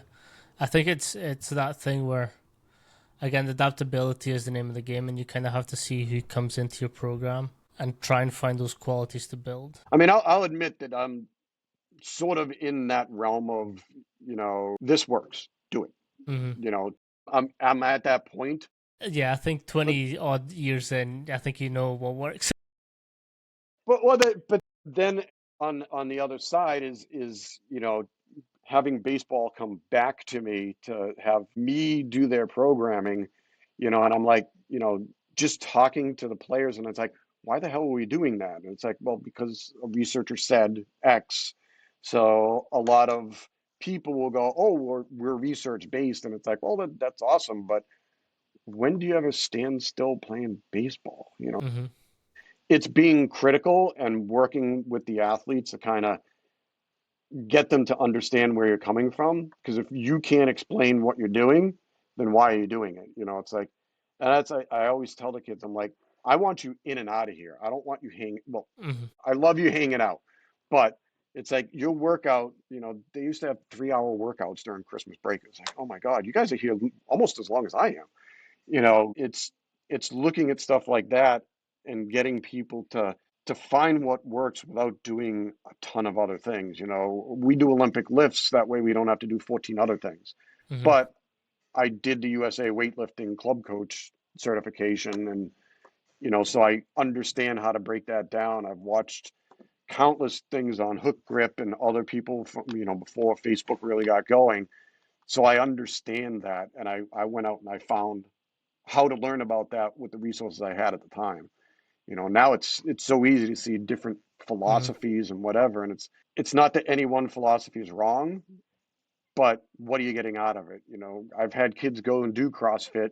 One was a football kid, soccer kid that I'm thinking of, and they're like, oh, we're bought into this. We're doing it. We're done with your workout. We're graduating. I'm like, okay, cool, that's fine. So they go and do it, and they see me set up to test football, in May, and they're like, "Oh, we want to test." I'm like, "You're not going to have the right training effect." And they're like, "Well, let's see. I'm in better shape." I'm like, "You're in a different shape." Yes. Hmm. Tested them. Nope, nope. They were not faster. They were not more agile. They were not jumping higher, but they could run around any of our football players because they were conditioned for that. Hmm. So it's kind of looking at that back and forth and utilizing it. Circuits are cool, it's like, but what quality are you trying to work on? If you're trying to maximize power output, a circuit's really not the best thing to be playing with, because you're fatiguing your nervous system. And once that happens, you're not developing power. It's we've had kids that go to like NFL combines, and they're like, hey, did you ever hear of this concept? I'm like, sure, probably. It's like they have me doing all the 10-yard dash and working on my acceleration because that's half the time. I'm like, why do you think we do it? Hmm. And they're like, yeah, when I do 40s, I'm only allowed to do them if I'm at 95% of my best. Otherwise, I'm not working on that quality. It's like, uh-huh, yeah, that's what I've been teaching you. No, it's you got to look at the programs and say, what am I working on? What is the end goal? Hmm. I think that's something that I've been really trying to dive in. The ability to understand the context, and even if I am reading something, like where did that originate, and how was that concept conceived? And I think that's, again, I like to talk a lot about context, and I think without context you can't do much.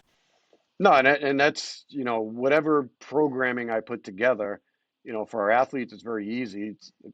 I don't want to say it's copy and paste, but we alter stuff every year a little bit, but not a whole heck of a lot, because we do have a recipe that works. It's like, why am I going to change my cake recipe if I love my cake recipe?